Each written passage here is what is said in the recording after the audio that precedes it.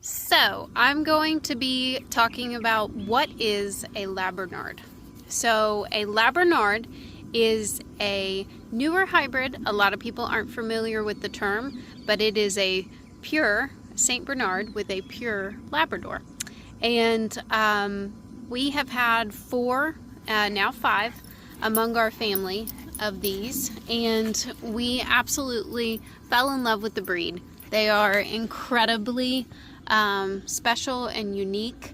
Anyone that has had one will just tell you, you just know when you've had one. And I think the massive size with just how intelligent and how sweet and loving they are.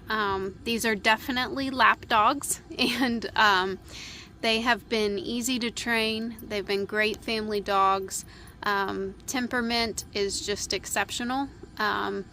They are just a breed that we are so excited to get to share with all of you. I wanted to take a couple minutes and answer some questions you all have had about Labernards. So the first one I've had is size. And for the females, we're looking at about 90 pounds. Maya was 95 pounds pre-pregnancy.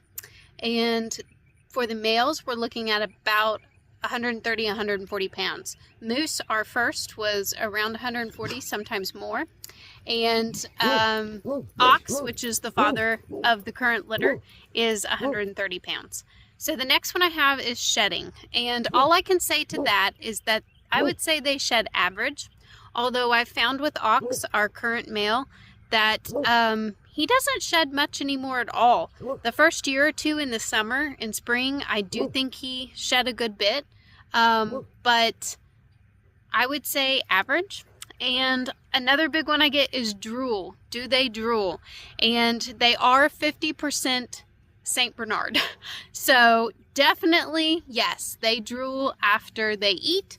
They drool when they're begging for something, big time, and after they drink. But otherwise, it doesn't seem to be a big issue for us.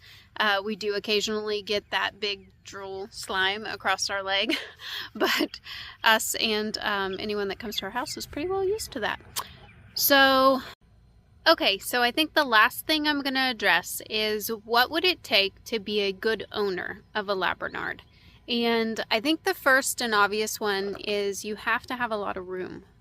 These are big, big dogs, and some of them are more active than others. Our boy Ox is highly active, highly athletic. He loves to play ball, and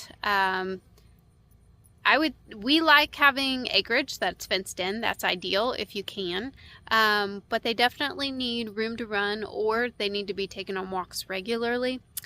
What else do you need? Financially, big dogs cost a lot of money. It is easier to feed a small dog, and especially if you're looking for high quality food or homemade food like we do, you're gonna spend a lot in vet bills and supplements and the glucosamine and all the extras that we do to make sure that they are in exceptional health. I would say the next thing is time.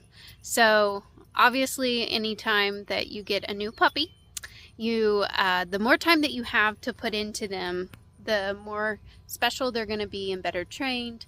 And these dogs are people dogs. They love to be with you. They do not prefer being separated. They want to sleep with you. They want to be by your side. They want to be on the couch if they can. And I would say those are the three that we're especially looking at when we look at potential owners wanting to buy a new puppy.